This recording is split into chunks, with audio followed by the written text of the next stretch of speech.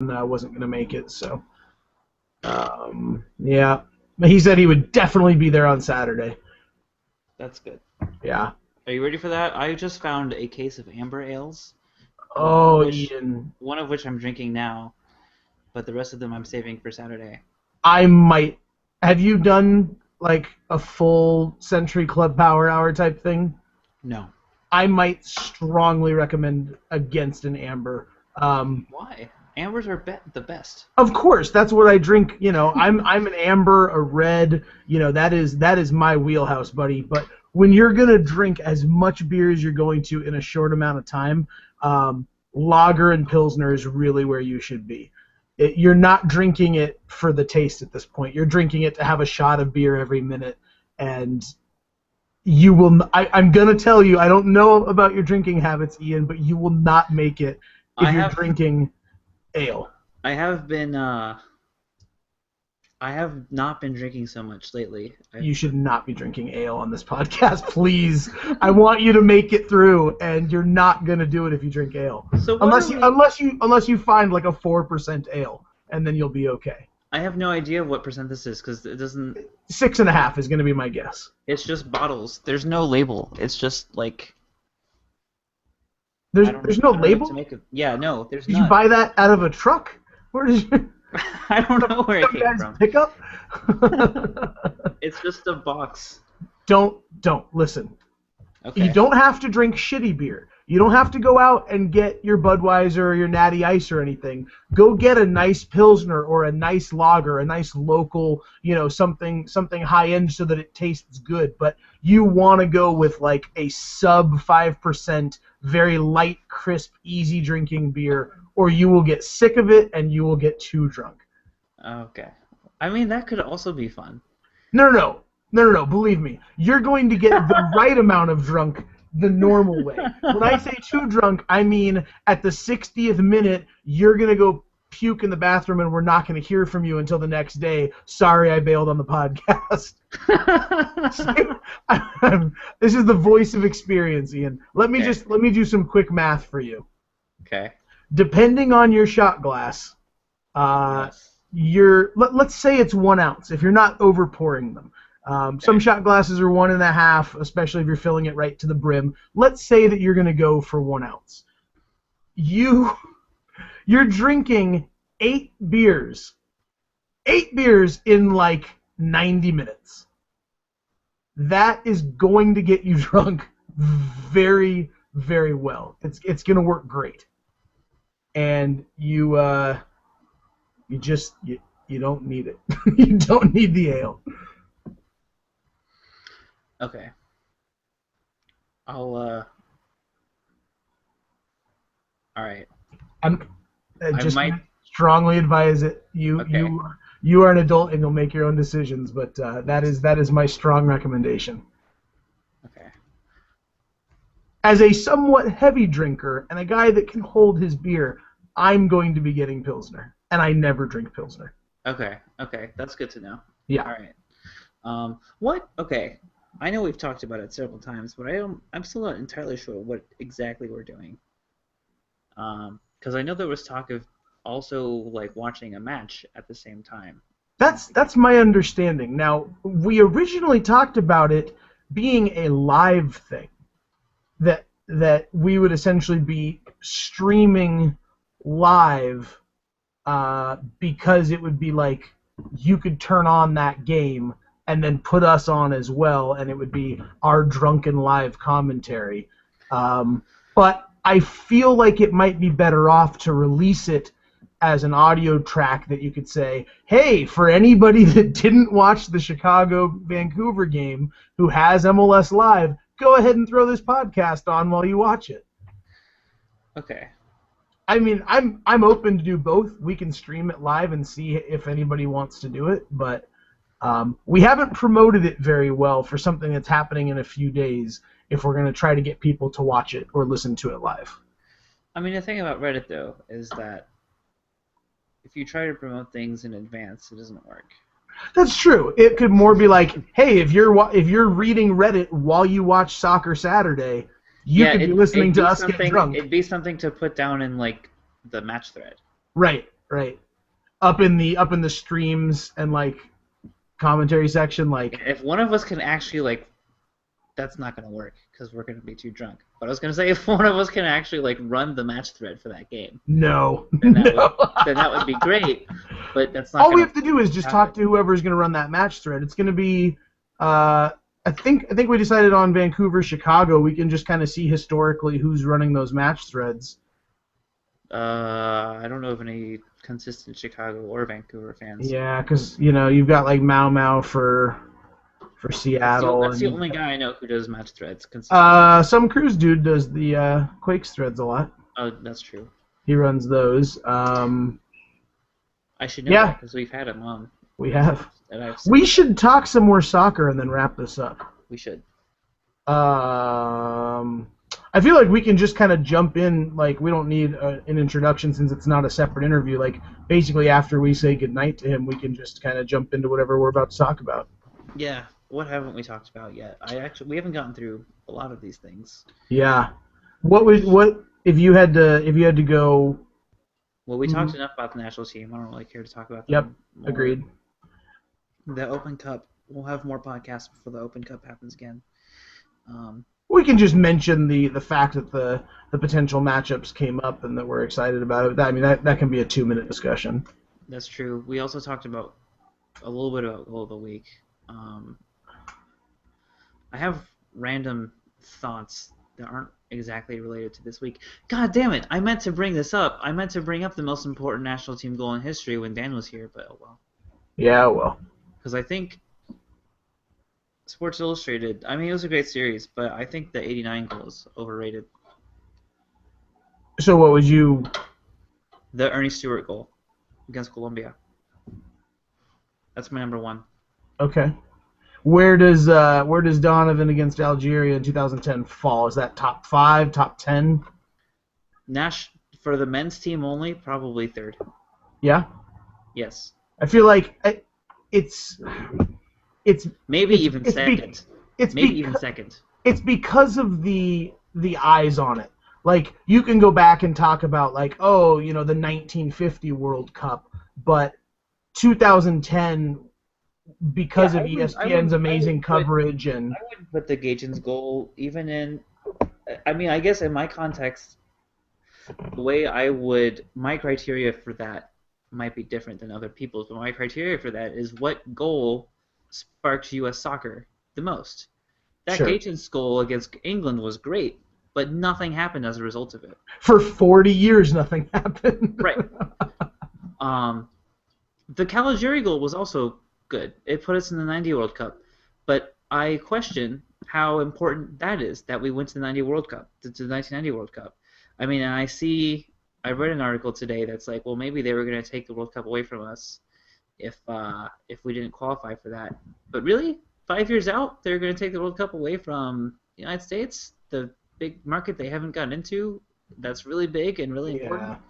I don't think that's going to happen.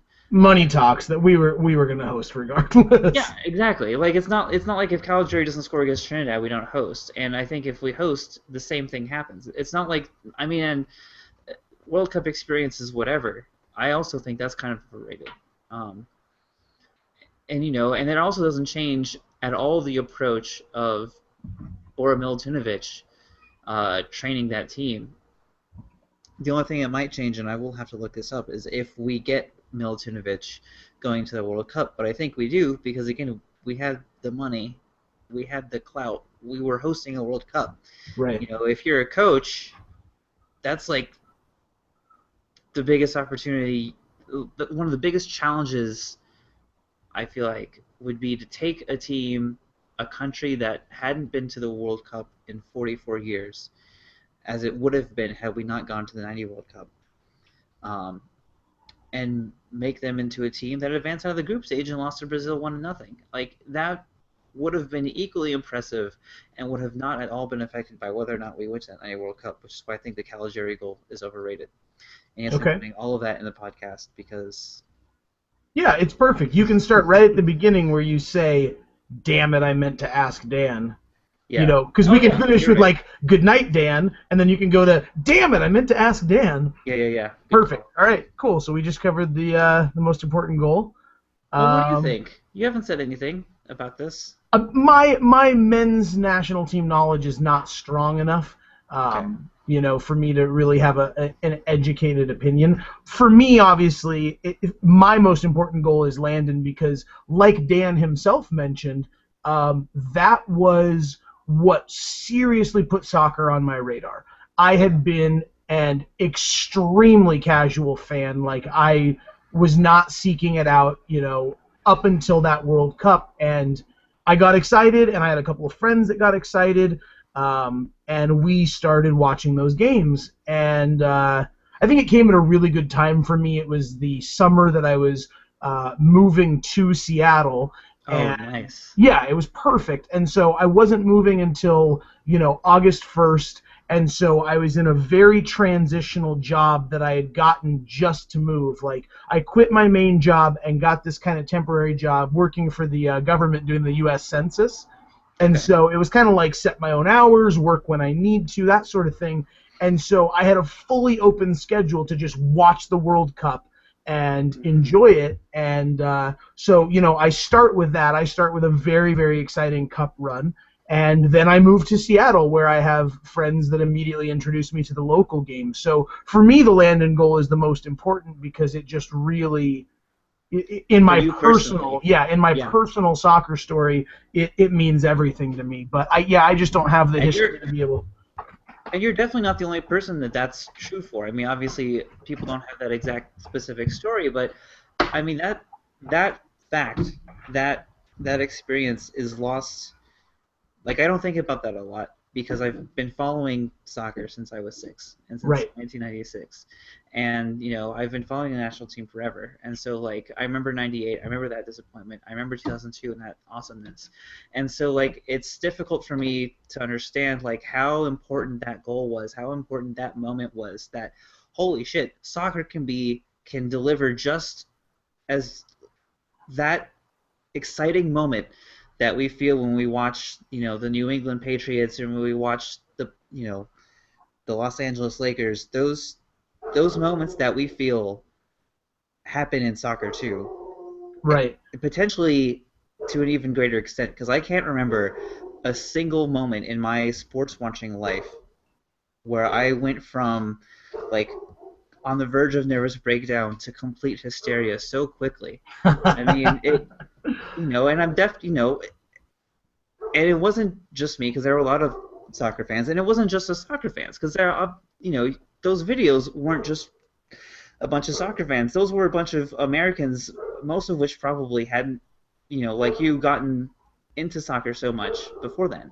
And the thing is, what I think that doesn't get enough credit in this specific type of discussion for new fans to the game is, you know, then and even more so this year, it's easier than ever because of the technological times that we live in. If you were becoming a fan in the 90s, there was only so much World Cup that was going to be on in America. There were only so many platforms you could watch it in. Only so much Time MLS, by the differences. Yeah, way. absolutely. And so, as a fan coming in 2010, where ESPN's coverage just absolutely killed it, and they had streaming platforms and they had all this stuff going on, one of the things that impacted me most, without knowing it, before even moving up here to Seattle, was something that I found so cool while watching that cup was the live reaction shots that they would jump to in bars in Seattle and Chicago and New York and all across the country. Like,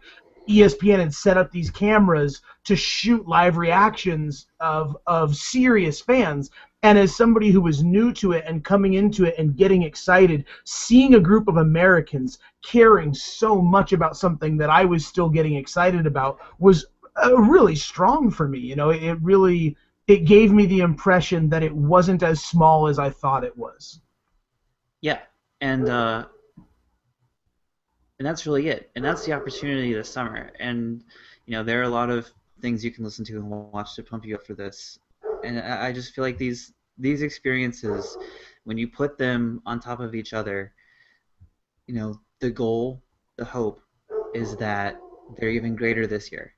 Right. I mean, and I think that's why it seems so important to those of us that have, really grabbed the game. Like in my 4 years since the last World Cup, soccer went from barely on my radar to my number one sport. The thing that I am the most passionate about, I read the most about, like, it surpasses everything for me. And so people like us who are evangelists of the game have even more skin in this particular World Cup because we know how much it can do for the sport at large. We know that a successful run and potentially getting out of an incredibly difficult group and earning that revenge against Ghana and being able to compete against some of the world's greats in Portugal and Germany could really mean the difference. Being able to take my own story of what it was like 4 years ago, increase the coverage, make it an even better production, make it more visible. U.S. Soccer's doing a better job of, the media day in New York and things like that, just being visible. Another episode of the U.S. March to Brazil airs tonight, and Oh, I'm really? sure is going to continue to be incredible. And there's so much riding on this World Cup for us to bring those people into the fold that were like me 4 years ago. Yeah. I mean, even in our MLS, right? I see guys all the time. Like, I still feel like a newbie with only 4 years of experience. Granted, I've gone really hard in those 4 years, and I mean, I'm on a weekly podcast about MLS, but But uh, you, yeah. I see guys that are constantly like, I saw my first Portland game in 2012, and I really got into the league, and like, so there's guys that are getting serious about it that are even newer than I am, and this is going to be their first World Cup, and it's just there's such an incredible opportunity. Absolutely. Um, yeah, and I hope when the series is written 20 years from now that a goal from this World Cup is the one that tops that list. Oof. So And just for the to turn the knife a little bit more, it's going to be Wando. that's fine. I don't.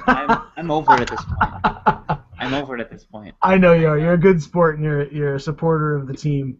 I just think it would be hilarious if that watershed moment comes from Wando after all the discussion we've had this year. And he would totally deserve it. If it's gonna be anyone, I'm totally rooting for him. Yeah. He's a great guy. He's a stand-up guy. This is gonna be his only World Cup probably. Yeah, I think that's a fair bet. Let him enjoy the moment. Let him do something awesome like that. Yeah, he does have just the best story on the team. He really does. Um, yeah, I can't. I've become an even bigger Wando fan, like just